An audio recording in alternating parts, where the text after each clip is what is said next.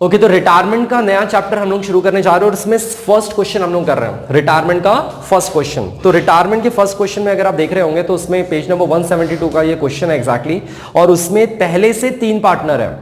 तो जैसे introduction part हमने देखा था रिटायरमेंट का, उसमें हमने देखा था एग्जैक्टली कि रिटायरमेंट मतलब क्या, कोई पार्टनर छोड़कर बिजनेस जा रहा है। मतलब यहां पे पहले से 3 पार्टनर बिजनेस में रहेंगे और उसमें से एक पार्टनर छोड़कर जा रहा होगा। और एडमिशन में क्या हो रहा था एग्जैक्टली कि न्यू पार्टनर आपके बिजनेस में आ रहा था, और वो ऑफ कोर्स आ रहा है बिजनेस में तो कैपिटल लेकर आएगा, गुडविल लेकर आएगा, गुडविल का पैसा लेकर आएगा, कैपिटल का पैसा लेकर आएगा। यहां पे कोई पार्टनर कुछ लेके आने वाला नहीं है, क्योंकि यहां पे ऑलरेडी वो बिजनेस में था और वो बिजनेस छोड़कर जा रहा है। रीजन कुछ भी हो, हमें रीजन पे ध्यान नहीं देना है, हमें पूरा क्वेश्चन वहां पे समझना पड़ेगा। और उसके लिए फर्स्ट क्वेश्चन जो पेज नंबर 172 का है उसको आपको पूरा अच्छे से देखना है। और सबसे पहले वहां पे पार्टनर के पुराने रेशियो आपको दिए। फर्स्ट लाइन में अगर आप देख रहे होंगे क्वेश्चन को 5:3:2 ये ओल्ड रेशियो पहले से क्वेश्चन में दिया है। और खास बात क्या है, यहां पे तीनों का रेशियो पहले से दिया है, क्योंकि तीनों पार्टनर पहले से बिजनेस में एग्जिस्ट कर रहे थे। ठीक है, अब आगे देखो बैलेंस शीट में अगर आप देख रहे होंगे तो ओपनिंग बैलेंस दिया है। तो सबसे पहले हम ओपनिंग बैलेंस यहां पे लिख लेते हैं। तो राजा का ओपनिंग बैलेंस कितना है, 42,000। तो 42,000 राजा का ओपनिंग बैलेंस लिख लेते हैं। उसके बाद रानी का ओपनिंग बैलेंस दिया है आपको 37,000, तो 37,000 उसका भी लिख लेंगे। प्रधान का आपको दिया है 33,200, तो उसका भी लिख लिया जाए। इस तरह से क्वेश्चन की शुरुआत हम लोग ओपनिंग बैलेंस लिखने से कर लेते हैं। तो ये तो हो गया हमारा पहला स्टेप। उसके बाद क्वेश्चन में आपको रिजर्व फंड दिया है 15,000 का। ये जो 15,000 का रिजर्व फंड दिया है, इसे हमें पुराने रेशियो में ही पुराने पार्टनर को सभी को देना पड़ेगा। अब एडमिशन और रिटायरमेंट में फर्क क्या आ गया, एडमिशन में हम लोग क्या करते थे, सिर्फ 2 पार्टनर को देते थे, ओल्ड पार्टनर को देते थे। कहने का मतलब यहां पे आपको तीनों को रिजर्व फंड देना पड़ेगा, तीनों को डिवाइड करना पड़ेगा। और कितना है एग्जैक्टली अमाउंट, 15,000 रुपीज। और 15,000 रुपीज को आप लोग डिवाइड करोगे 5:3:2, इसका मतलब 5/10, राइट। और दूसरे को मिलेगा 3/10 और तीसरे को मिलेगा 2/10। ये रिजर्व फंड का हमारा कैलकुलेशन आ जाएगा, वर्किंग नोट जिसको हम लोग कह सकते हैं, राजा, रानी और प्रधान को। अब जैसे ही आप इसको सॉल्व करोगे आपके पास आंसर निकल कर आ जाएगा, और वही अमाउंट हमको यहां पे लिखना है। जर्नल एंट्री क्या बनती है exactly, reserve fund account debit to partner capital account. ये जर्नल एंट्री आपकी होती है नॉर्मली। रिजर्व फंड वहां पे भी सेम एंट्री थी, लेकिन वहां पे सिर्फ हम ओल्ड पार्टनर को देते थे, यहां पे ऑल पार्टनर को देना पड़ेगा, पूरे पार्टनर को हमें देना है। Reserve fund account debit to partner capital account. और अमाउंट आप लोग फटाफट निकालोगे, कैलकुलेट करोगे, और 15/5 यहां पे देख लोगे, 15/3 और यहां पे 15/2, आपके पास अमाउंट निकल कर आ जाएगा। और वही अमाउंट हमको यहां पे क्रेडिट साइड में रिजर्व फंड के नाम से लिखना है। और रिजर्व फंड से रिलेटेड कोई और पॉइंट नीचे दिया है क्या, वो भी देखना जरूरी है क्वेश्चन में। कभी कभी क्या होता है कि जो पार्टनर जा रहा है उसको सिर्फ रिजर्व फंड दे दो, ऐसा भी कभी कभी क्वेश्चन में होता है। तो ये थोड़ा सा एनालिसिस कर क्वेश्चन को देखना जरूरी है। और वहां पे फिलहाल ऐसा कोई पॉइंट नहीं दिया है, तो आप लोग निश्चिंत अमाउंट को ट्रांसफर कर सकते हैं। तो 15/5 कितना होता है, 7,500, यहां पे आ जाएगा 4,500, यहां पे आ जाएगा 3,000, और ये अमाउंट पूरा यहां पे आप शिफ्ट कर लेते हैं। जनरल एंट्री ऑलरेडी बता दिया है, बस अब रिजर्व फंड को यहां पे लिख लो। Reserve fund 7,500, 4,500 and 3,000। तो रिजर्व फंड हमने बांटने की एंट्री भी कर ली, उसकी वर्किंग आपके सामने है। ये तो हो गया हमारा फर्स्ट पॉइंट जो बैलेंस शीट में था। और कोई चीज बैलेंस शीट में दी है क्या, वो भी देखना जरूरी है। मतलब डिस्ट्रीब्यूशन के लिए और कुछ अगर बैलेंस शीट में आपको दिया होगा तो वो भी हम पुराने पार्टनर को दे देंगे। फिलहाल क्वेश्चन में कुछ भी ऐसा नहीं दिख रहा है। अब आगे बढ़ते हैं। अब वहां पे कौन सा पार्टनर छोड़कर जा रहा है बैलेंस शीट के नीचे लिखा है, और कौन सी डेट लिखी है वहां पे देखो, 1 अप्रैल 2018 को प्रधान रिटायर हो रहा है। डायरेक्टली लिखा है प्रधान रिटायर हो रहा है। इसी पॉइंट से फर्क समझ आता है कि एडमिशन का क्वेश्चन है कि रिटायरमेंट का क्वेश्चन है। एडमिशन के क्वेश्चन में क्या लिखा रहता कि प्रधान बिजनेस में आ रहा है, एडमिट हो रहा है। यहां पे अब क्या लिखा है, प्रधान बिजनेस से रिटायर हो रहा है। इसी से चैप्टर का डिफरेंस आपको वहां पे पकड़ में आएगा पेपर में एग्जैक्टली, कि रिटायरमेंट का क्वेश्चन है कि एडमिशन का क्वेश्चन है। तो यहां पे क्लियरली बता दिया प्रधान रिटायर हो रहा है, तो प्रधान को मैं यहां पे थोड़ा सा सर्कल कर देता हूं अपने जानकारी के लिए कि हाँ भाई ये पार्टनर जाने वाला है। ठीक है, अच्छा कब जा रहा है, डेट लिखा है वहां पे 1 अप्रैल 2018। तो बैलेंस शीट की डेट आपको कौन सी लिखनी पड़ेगी, 1 अप्रैल 2018। इसका मतलब जैसे एडमिशन में जो पार्टनर बिजनेस में आ रहा होता है वो डेट हम लोग बैलेंस शीट में लिखते हैं, वैसे ही रिटायरमेंट में आपको जो पार्टनर छोड़कर जा रहा है वो डेट आपको बैलेंस शीट में लिखनी पड़ती है। ये याद रखना पड़ेगा, ध्यान रखना पड़ेगा इसका मतलब। अब फर्स्ट पॉइंट पढ़ते हैं। Goodwill of the firm will be raise in the books of 20,000 rupees. इसका मतलब गुडविल बिजनेस का 20,000 माना जा रहा है। कब माना जा रहा है? जब प्रधान छोड़कर जा रहा है तब।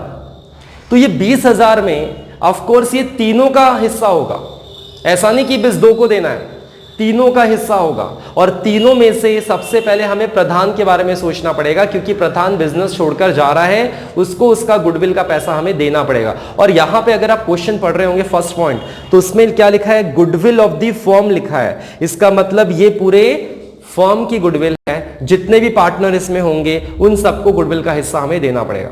तो 20,000 को हमें इनके रेशियो में बांटना पड़ेगा, इनके पुराने रेशियो में।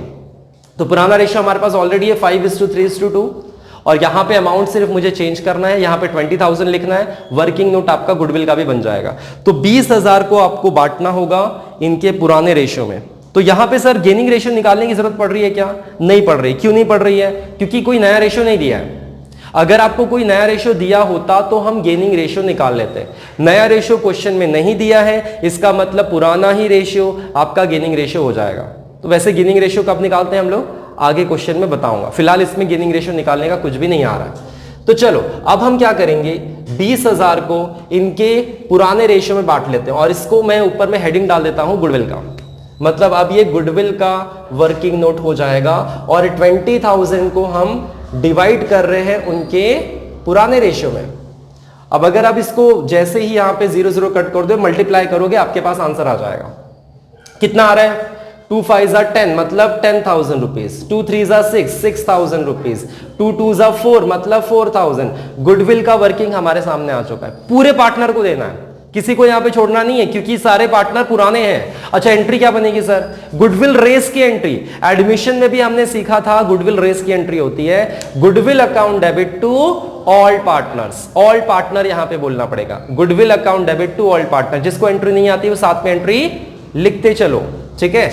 और मैं यहां पे अब एंट्री पास कर देता हूं बाय गुडविल, और अमाउंट हमारे सामने ऑलरेडी है 10,000 रुपीज, 6,000 रुपीज और 4,000 रुपीज। इस तरह से गुडविल हमें डिवाइड करना था, सभी पार्टनर का है। रेस करने की एंट्री हमेशा एक ही होती है, और यहां पे कोई गुडविल का पैसा लेकर नहीं आएगा, क्योंकि सारे पार्टनर ओल्ड पार्टनर है।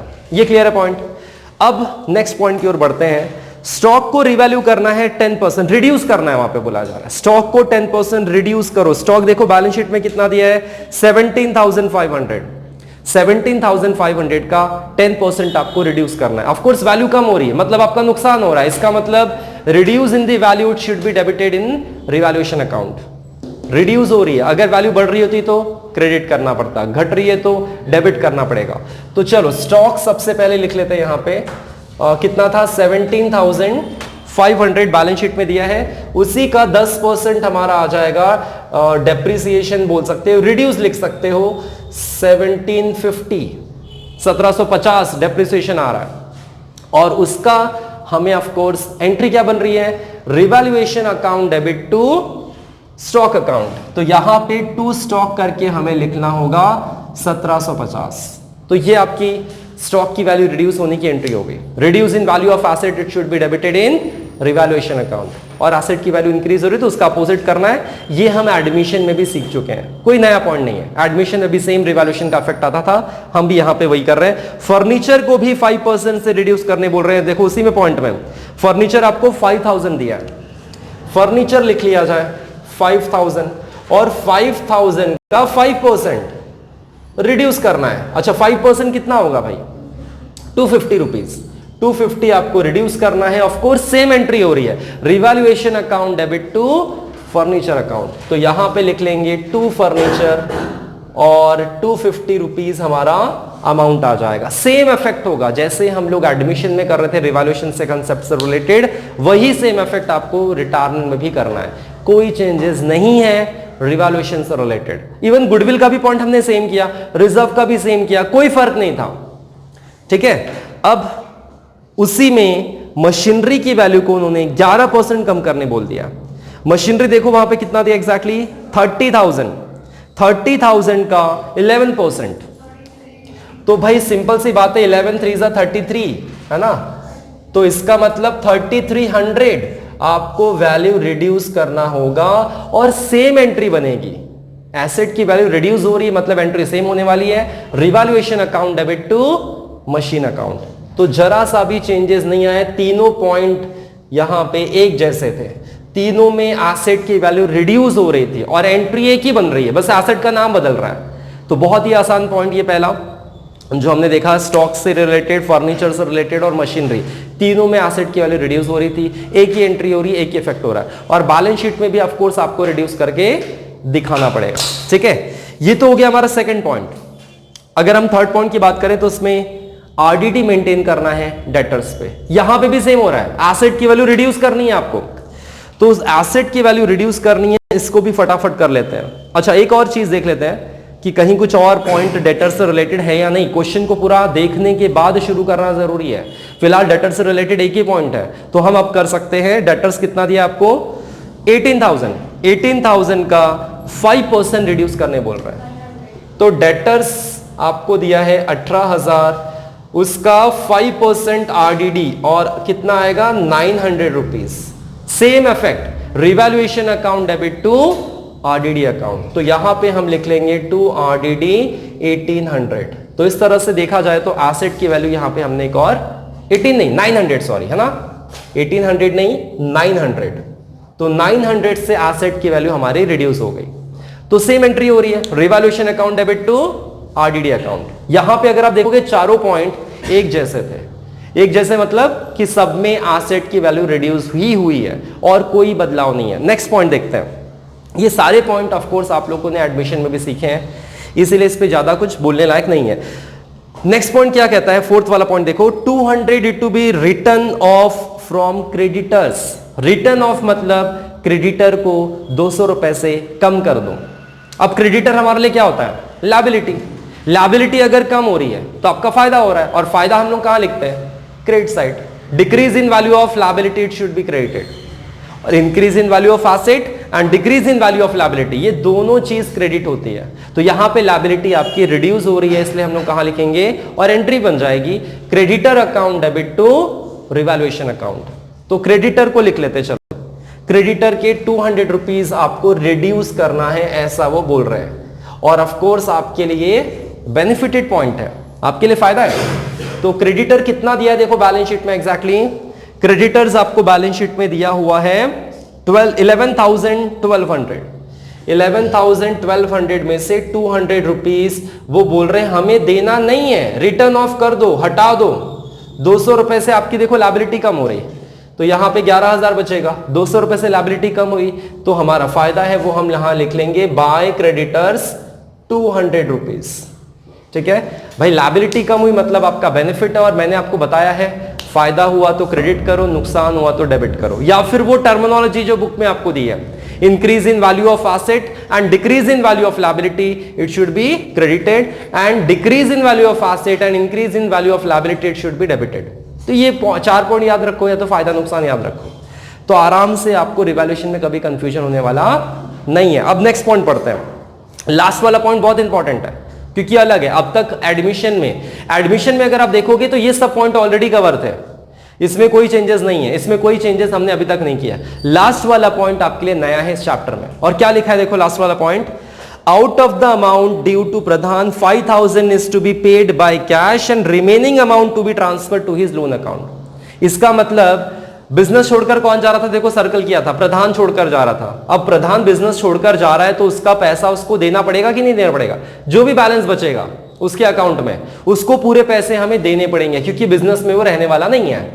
तो लास्ट पॉइंट ये कहा जा रहा है कि हम उसको अभी के लिए 5,000 रुपए दे रहे हैं, बाकी पैसा हम लोन के रूप में दिखा रहे हैं। मतलब ये लोग क्या कर रहे हैं, कौन, जो रिमेनिंग पार्टनर है उनके पास थोड़ी सी पैसों की कमी है। कहने का मतलब प्रधान बिजनेस छोड़कर जा रहा है, उसके कुछ पैसा देना पड़ेगा, है कि नहीं, प्रॉफिट का हिस्सा, गुडविल का हिस्सा, रिजर्व का हिस्सा। ये देखो प्रधान का अगर आप कैलकुलेशन करोगे तो इतना पैसा उसने बिजनेस में लगा के रखा है, 33 प्लस ये आ जाएगा 36, 36 प्लस 4 40,000, 40,000 उसको देना है इन दोनों को।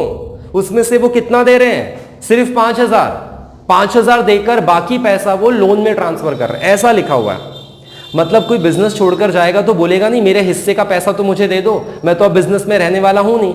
अगर बिजनेस में कोई पार्टनर होता तो हिस्सा थोड़ी मांग रहा होता, लेकिन वो बोल रहे हैं कि मैं अभी बिजनेस छोड़कर जा रहा हूं, मुझे मेरा पैसा चाहिए। तो इसीलिए ये दोनों ने क्या बोला, अभी 5,000 ले लो, बाकी पैसा हम धीरे धीरे आपको दे देंगे। इसलिए बोल रहे हैं लोन में ट्रांसफर करो, लोन में दिखा दो। प्रधान भी मान गया होगा बात को, ठीक है भैया अभी 5,000 दे दो, बाकी पैसा लोन में दिखा दो। अब लोन में दिखाने से क्या हो जाता है कि उसको ब्याज भी मिलेगा। फिर प्रधान को लोन दिखा दिया मतलब उसने बिजनेस को फिर लोन दिया है, अब वो पार्टनर क्योंकि नहीं रहने वाला है। वो बात की बात है, मैं आपको आगे का बता रहा था। अभी फिलहाल ये 5,000 का क्या करना है उसके बारे में सुनो। हमने 5,000 किसको दिए, प्रधान को। एंट्री क्या बनेगी, Pradhan account debit to cash account. हम उसको कैश दे रहे हैं, debit the receiver credit what goes out, ये रूल लग रहा है। Debit the receiver credit what goes out, 11th में पढ़ा था राइट। तो ये एंट्रीज है जो 11th में आप लोग ऑलरेडी सीख चुके हैं, उसी का रेफरेंस देकर देखो यहाँ मैंने आपको बताया 5,000 हम उसको पे कर रहे हैं। तो भाई कैसे करते हैं, लेजर इफेक्ट कैसे करते हैं, इसके बुक में इसका नाम, इसके बुक में इसका नाम, ये भी ऑलरेडी 11th में सीखा था। तो प्रधान के बुक में डेबिट से क्या करेंगे, कैश नाम से लिख लेंगे। तो यहां पे टू कैश आ जाएगा, प्रधान के पास 5,000 रुपए। और ऑफ कोर्स कैश को क्रेडिट भी करना है, कैश को हमें कम करना होगा 5,000 से। मतलब यहां पे देखो कैश कितना दिया बैलेंस शीट में, 7,600 मिला क्वेश्चन में 7,600। उसमें से 5,000 रुपीज हमने किसको दे दिया, प्रधान को दे दिया। तो ऑफ कोर्स आपको कैश लिखते समय याद रखना होगा कि 7,600 में से 5,000 आपके पास रिड्यूस हो चुका है। ये वर्किंग नोट यहीं के यहीं लिख दिया, तो ये याद रखना पड़ेगा, नहीं तो कैश आप गलत दिखाओगे, आंसर पूरा गलत हो जाएगा, बैलेंस शीट टैली होगी नहीं, ठीक है। और अब आपको क्या करना होगा, अब यहां पे माइनस करके कितना आएगा 2600। इसका मतलब कैश आपके पास इतना ही बचेगा, उससे ज्यादा नहीं बचने वाला है, इतना ही बचने वाला है। बाकी चीजें प्लस माइनस करके हम लोग लिख सकते हैं। यहां पे आ जाएगा 17,100, यहां पे आ जाएगा 4,750। यहां पे चेक कर लेते हैं, यहां पे भी चेक कर लेते हैं, कैलकुलेशन सही आना चाहिए। अब हमारा क्वेश्चन लगभग कंप्लीट हो चुका है। इसका मतलब रिटायर जो पार्टनर हो रहा है उसके हिस्से का पैसा उसको दे दो, और हमारा अब जो ये नया बैलेंस शीट बनेगा उसमें उसका नाम नहीं लिखेंगे, कैपिटल में नहीं लिखेंगे, क्योंकि वो बिजनेस छोड़कर जा चुका है। एडमिशन में क्या करते थे, जो नया पार्टनर आ रहा है उसका नाम हम ऐड कर लेते थे, यहां पे क्या करेंगे, रिमूव कर देंगे, क्योंकि वो बिजनेस में अब नहीं रहेगा। हाँ लेकिन लोन दिखाना पड़ेगा। देखो 5,000 सिर्फ दिया है, मैंने यहां पे आपको कैलकुलेशन बताया ना, करीब करीब 40,000 कुछ आ रहा था। 40,000 में से सिर्फ 5,000 दिया, बचा कितना, बचेगा ना फिर भी 35 समथिंग।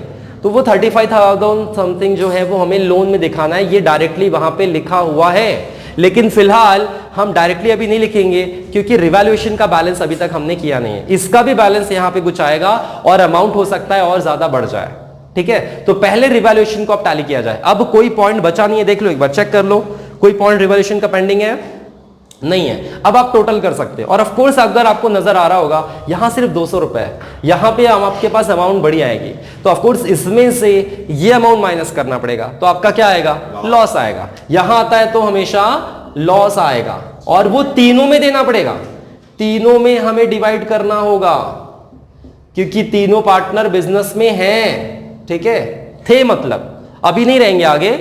अब इसकी टोटल एक बार आप लोगों को चेक करनी पड़ेगी। इसकी टोटल आ रही है 6,200।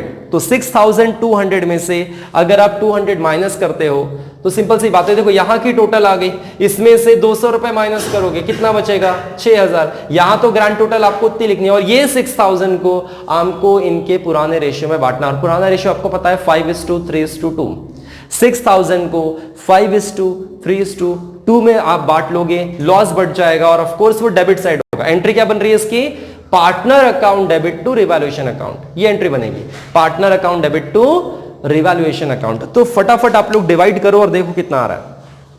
6000 को बांटना है, 6000 इंटू 5/10 है ना, 6000 इंटू ऐसा दिखेगा ना आपका, 6000 इंटू 5/10, फिर 0 कटेगा, 6 5 30 मतलब 3000, 6000 इंटू 3/10 ये 0 मतलब कहता 1800, 6000 इंटू 2/10 ये 0 कटा, 6 2 1200। तो ये देखो अमाउंट आ चुका है। अब अमाउंट यहाँ पे हम लोग लिख लेते हैं 3000, 1800 एंड 1200। और ऑफ कोर्स एंट्री क्या बताया मैंने, partner account debit to revaluation credit. Revaluation में ऑलरेडी क्रेडिट हो गया, पार्टनर को डेबिट करना बचा है, पार्टनर को डेबिट कर लेते हैं क्या नाम से, रिवैल्यूएशन के नाम से, या फिर प्रॉफिट एंड लॉस एडजस्टमेंट भी लिख सकते हो, कोई दिक्कत नहीं है। लेकिन अगर यहां पे हेडिंग डाला है रिवैल्यूएशन तो यहां पे भी रिवैल्यूएशन लिखना पड़ेगा। प्रॉफिट एंड लॉस एडजस्टमेंट और रिवैल्यूएशन एक ही चीज है। अब यहां पे पार्टनर को क्लोज करना है। सबसे पहले किसका क्लोज करोगे, जो बिजनेस छोड़कर जा रहा है, मतलब प्रधान का टोटल सबसे पहले करेंगे। याद रखना रिटायरमेंट में सबसे पहले टोटल उसका करो जो बिजनेस छोड़कर जा रहा होता है। तो यहां पे 33,6 मतलब 36 हो जाएगा, और 40,200 आ रहा है टोटल, इसका आया 40,200। इसमें से 6,200 माइनस कर लो, 40,200 में से 6,000, ये देखो 6,200 हुआ दोनों की टोटल, वो माइनस करोगे, आपके पास जो भी अमाउंट बचेगा उसमें क्या लिखना पड़ेगा, लोन। क्यों लोन लिखना है, क्योंकि लास्ट वाला पॉइंट वहां पे कहा गया था कि हम उसको सिर्फ 5,000 देंगे और बाकी पैसा हम लोन में ट्रांसफर करेंगे। लास्ट पॉइंट में लिखा है, अंडरलाइन कर लो वहां पे, नहीं तो जिससे आपको क्लैरिटी रहेगा लोन क्यों आया सर, लोन कहां लिखा है सर लिखने के लिए। तो लास्ट वाले पॉइंट में लिखा है कि 5,000 देंगे, बाकी पैसा लोन में ट्रांसफर करेंगे। तो भाई फटाफट कैलकुलेशन, 40,200 में से आपको 6,200 माइनस करना है। कितना आ रहा है अमाउंट, 34,000 आ रहा है, कंफर्म है। तो 34,000 हम लोग यहां पे लिख लेंगे, और वो भी लोन लिखना पड़ेगा, और बाकियों का बैलेंस जो आएगा वो बैलेंस कैरेट डाउन लिखा जाएगा, जैसे हम लोग नॉर्मली लिखते हैं। अब जैसे रानी का टोटल वहां पे कर लेते हैं, तो रानी का कितना आ रहा है, 37 + 4 41 हो जाएगा, 41 + 6 47, 47,500 है ना। इसका आ रहा है टोटल 47,500, और उसमें से आपको 1,800 माइनस करना है, और यहां पे लोन नहीं लिखना, यहां पे बैलेंस कैरेट डाउन लिखना पड़ेगा। कितना आ रहा है एग्जैक्टली देखो, 47,500 में से आपको कितना माइनस करना है, 1,800। तो आपके पास अमाउंट कितना आ रहा है फटाफट बता दो, 45,700 बैलेंस कैरेट डाउन आ रहा है, वो लिख लेंगे 45,700। और ग्रैंड टोटल 45,700, अच्छा 45,700, हाँ सही है। चलो अब आगे बढ़ते हैं नेक्स्ट पॉइंट की ओर, मतलब आपका लास्ट पार्टनर का जो है राजा का, उसका भी टोटल करना है भाई, उसका ग्रैंड टोटल करके उसका भी माइनस कर लेते हैं, है ना। अब इसका टोटल करो, कितना आ रहा है, 42 + 10 52, 52 + 7 कितने हो जाएंगे, 57, 59,500 में से 3,000 माइनस कर लो, 56,500 बचेगा। निकालो भाई बैलेंस, 56,500 आपके पास इसका भी बैलेंस आ चुका है, और कितना आया था हमारा, 59,500।